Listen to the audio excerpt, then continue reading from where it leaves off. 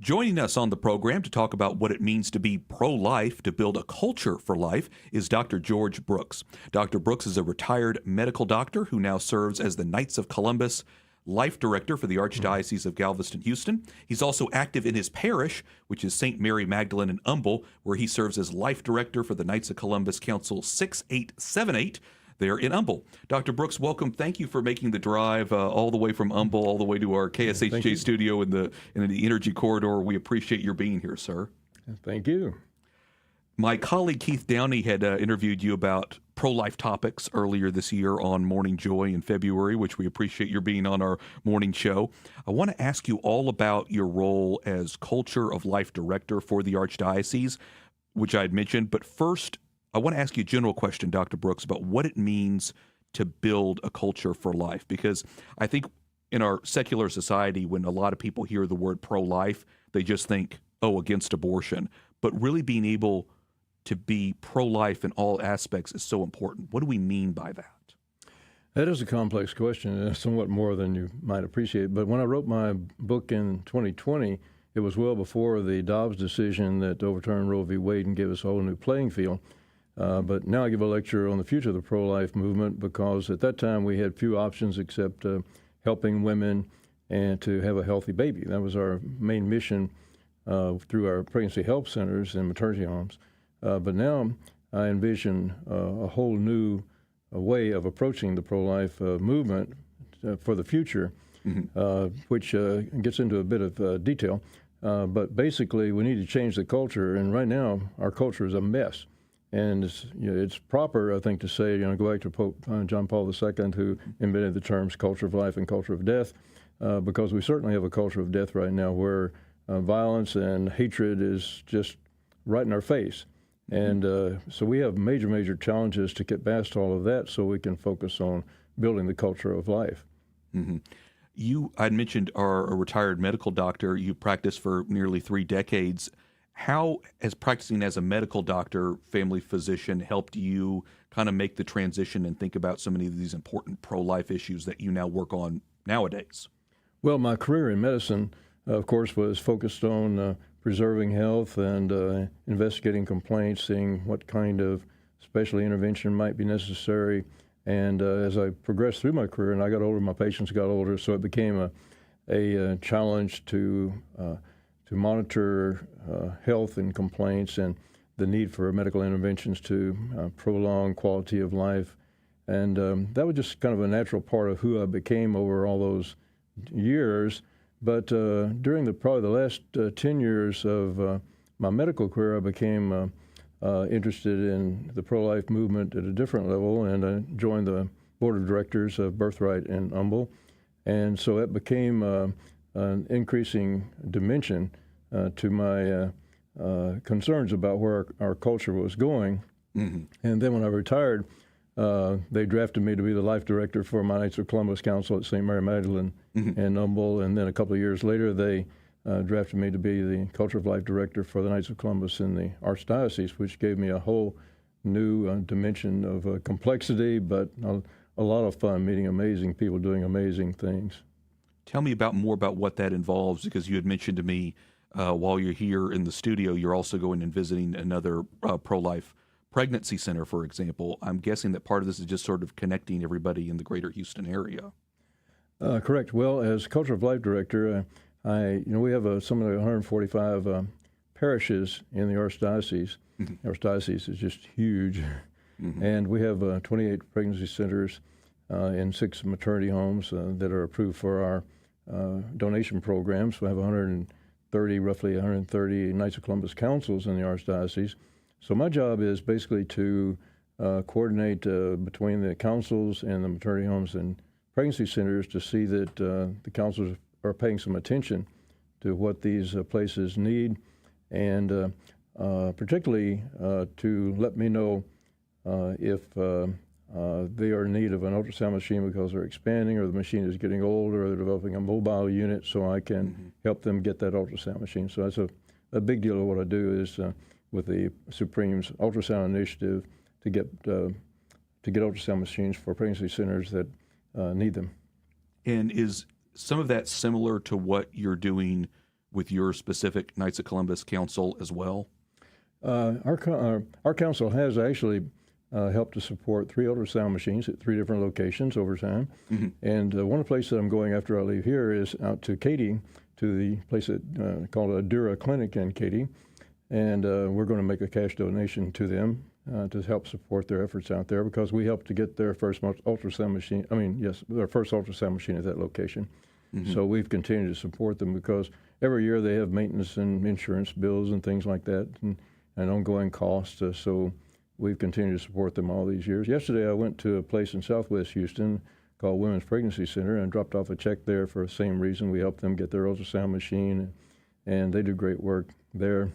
And I have other places I've got to go on Thursday. I've got 2 places I've got to visit on Thursday too. It's a lot of fun. I meet crazy people, just wonderful people that they are just doing incredible work. It's really so much fun. Yeah, I can imagine there's a lot of driving around, so I give you credit for being able to do that across the greater Houston area, being able to do that. But it's such an important thing because I think many people may not realize that we have a number of pro-life pregnancy centers here in the greater Houston area. We have places where a pregnant woman who might be in a crisis situation can go or can talk to people if she doesn't know where to turn. And I think that's important to emphasize, is that we have resources here. Yes, we have a lot of resources, and that is a problem because we have adversaries that try to keep women from knowing about these resources. It's fascinating to me. I mean, it's just hard to believe that we have people out there that will do everything they possibly can and use every kind of subterfuge and every kind of means to try to keep women from getting help so they can have a healthy baby. And advocating for abortion is the first thing that a woman should think about if she gets pregnant. At the same time, they wouldn't lift a finger to help a woman to have a healthy baby. I just don't understand the bloodlust. It's just crazy.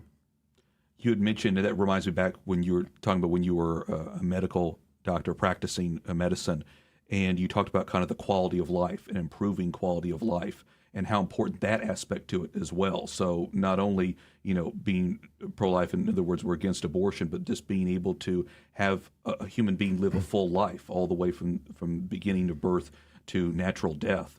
Tell me, how do you think we can begin to build that culture for life? Because it feels like even that idea that I just mentioned, just like the value of life from the beginning to the natural end, nobody talks about that in our secular society. Well, in my book, I devoted a bit of time, space in the book to the issues of why women seek an abortion in the first place. So that's not a secret. All that information is out there, and I did some research, and I found it all out, and I put it in the book so people can read about it, age groups and demographics and all that sort of thing, and the reasons that women cite for why they have an abortion. So the lecture I give on the future of the pro-life movement means that addresses the issues that we need to erase these reasons why women seek an abortion in the first place.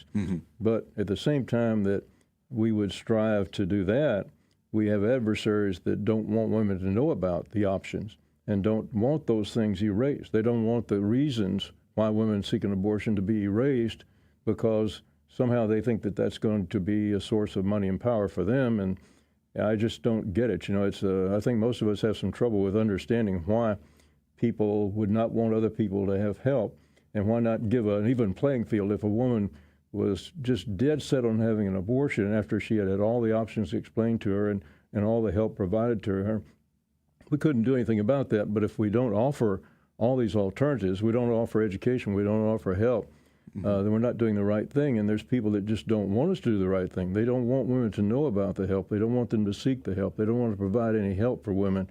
And that's the biggest challenge for us right now, is to try to break through all of that and build a culture of life around having all the resources available for women so they know that if they get pregnant, it's an unwanted pregnancy and it wasn't planned, that they're going to be taken care of. All these issues of housing and taking care of an infant and job tenures and things, we have to make sure that all those things are erased, that woman is not going to lose her job because she got pregnant. She's not going to have to lose her housing because she got pregnant. She's going to have health care. She's going to have a way to take care of that baby. She's going to have child care so she can continue to work and she's not going to lose her job, promotion opportunities, all the things that are said to women. So you got to get an abortion because you're going to lose all your options in life. And we have to be sure that is not true at all. That's our biggest challenge, and that's the essence of the lecture I give on that point. And I know there are women, even here in the greater Houston area, who have been, talked to people from pro-life pregnancy centers when they were in a crisis pregnancy and decided not to get an abortion. And they're so grateful so many years later that they look back on that and they got the advice they needed. They talked through it with somebody who was pro-life, looked at all of the options, whether they chose to, give the baby up for adoption or raise it themselves or with family. They're so grateful for that many years later, and they don't regret it. Yeah, you're quite right. I get the newsletters with these stories, and I talk to the directors in person when I'm making the rounds, and I hear the most incredible, heartwarming stories of women who succeeded and accepted the help, and they're so gratified. And grandmothers are gratified because their grandchild wasn't aborted, for example, and on and on. But you're quite right. I hear all those stories all the time, and it's one of those things that kind of keeps me fired up to be out there making a difference and helping them any way I can. Dr. Brooks, I want to ask how all of this work that you do kind of connects to your own personal spirituality, your own personal Catholic faith, because I'm thinking about Christ caring for the poor, the dispossessed, the marginalized. And in many ways, that's what we're all called to do. How do you think the work that you do with the Knights of Columbus and with life issues connects to your faith in following Christ Jesus? Well, I think all of us are certainly a work in progress, and I was a very different person when I was in the Marine Corps in an early part of my career. I had a different mindset and different attitudes in life, and so I was definitely a work in progress. But thankfully, God didn't give up on me, and there was a time when I was specifically called, an event that changed me as a person, changed me into something I didn't know that God wanted me to be, and set these opportunities before me and made me want to do these things. Something I didn't seek out to do. I didn't see these things in front of me. I didn't go out and try to get them. But God changed me to where I wanted something different in my life. I felt fulfilled by something different, set the opportunities in front of me, and gave me the job. So I am truly blessed because I was not the kind of person then that I am now, with the same kind of desires and personality and things that I was at one time. And I imagine also being involved with the Knights of Columbus, being around fellow believers, fellow men. I guess iron sharpens iron, I think is the phrase in the Bible. I guess then that's been very rewarding, being part of that as well. Yes, part of my duty with the Knights of Columbus Council is to engage them in pro-life activities, and there's a thing that we have called the Ace Wings program, where we value life and the dignity of every person without A, apology, without C, without compromise, and E, without exception, ACE. So it's called the Ace Wings program. And when we subscribe to the Ace Wings program, we're making that pledge to ourselves and to the community. And we do so by engaging in 5 pro-life activities. And my job is to hook people up with these pro-life activities and bring them through a variety of experiences so they understand why we engage in charity. And that is because Jesus told us to love one another. And we love one another by providing food, shelter, and clothing for the disadvantaged. And we do that because Jesus told us to love one another, take care of one another. And that is the essence of what the Knights of Columbus do. And so everything we do in the life arena underpins our programs in community and faith and family. And that's my job, is to get people to see that and make that a part of their lives, and make the council stronger all the way around by that mechanism. Very good. Well, like I said, we are blessed here in the greater Houston area in this Archdiocese to have resources. Like I said, we have pro-life pregnancy centers around different parts of the greater Houston area. You're visiting them on a regular basis, connecting them with churches or individuals that might be interested in learning more about the pro-life movement or about the resources that they have for women who might find themselves in a crisis pregnancy. Obviously, credit to the Knights of Columbus all across the greater Houston area for the work that they do just to build up the church in general, whether it's pro-life movements or otherwise, that we really need to be able to care for, like you mentioned, the poor and those who really are in need. We really appreciate it. Dr. Brooks, if people want to learn more about pro-life, culture of life, what would you advise them to do?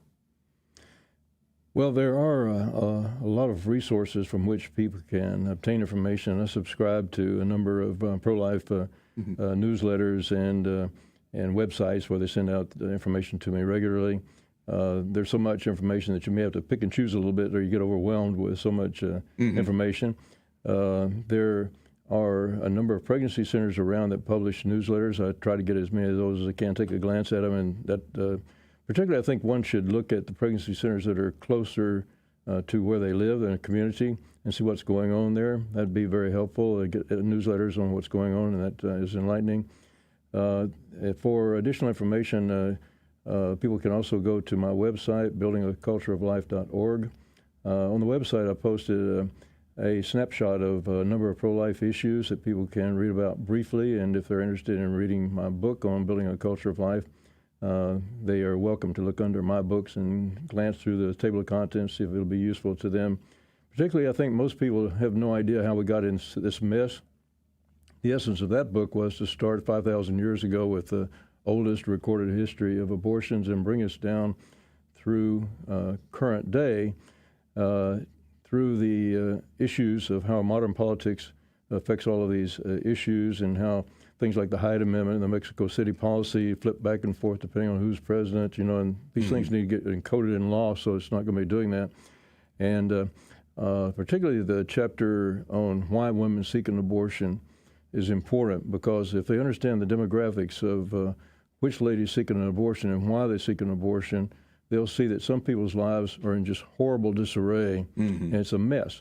And we have got to fix that. And we've got to fix our culture. We can't just, in the lecture I give on that, I say we are like people in a boat that has water leaks, and we're bailing water. And we're bailing water, but we're not fixing the leaks. And that's the essence of what our pregnancy centers are doing. We have a mess, and women are seeking help, and we're helping the women, but we're not fixing the reason why women are having to seek help. What is wrong in our culture, and what other resources would be available to them, so that they would take care of the babies themselves if they saw that it was possible to have the baby and have the job and have the resources to take care of the baby and the health care needs, and they were not going to lose their job and not going to have to move, and all of the dire things that are said about the consequences of having a baby. So you got to get an abortion because you just can't go through all these experiences. We want to make sure that's not true. Yeah, like I said, we'll continue to pray, of course, for all of the pro-life movement, everybody who's trying to build a culture for life here in the greater Houston area, because it's so important. And again, if you're listening, or somebody you know is listening who is in a crisis pregnancy, know that there are resources out there. We had mentioned on this program, we regularly mention Loving Choice as one pro-life pregnancy help center that's out there, but there are many others as well. So don't be afraid to ask for help. Like I said, many of these places offer free ultrasounds as well. So again, we really appreciate your time. Again, Dr. George Brooks with Knights of Columbus, Culture of Life Director for the Archdiocese of Galveston-Houston. Thank you so much for being with us. We really appreciate it. Thank you.